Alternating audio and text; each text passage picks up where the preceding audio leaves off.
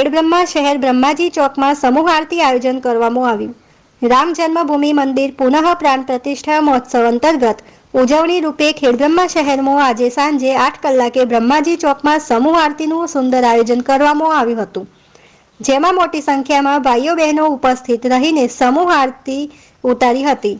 આ પ્રસંગે ગામના યુવાનો દ્વારા આરતીના ગરબાનું સુંદર આયોજન કરવામાં આવ્યું હતું।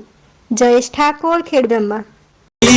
पाने को हार चुका था अंदर से, आस थी तेरे आने की, आने की तेरी खबर ने जगाया, मानो मैंने अमृत पाया।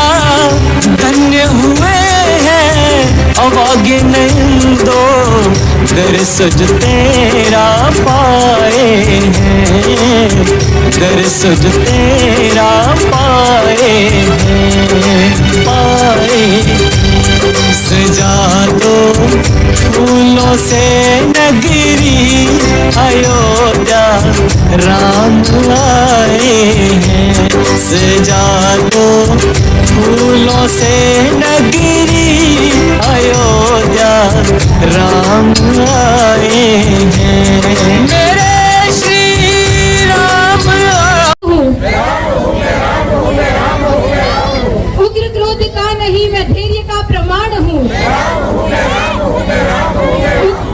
उग्र क्रोध का नहीं मैं धैर्य का प्रमाण हूँ।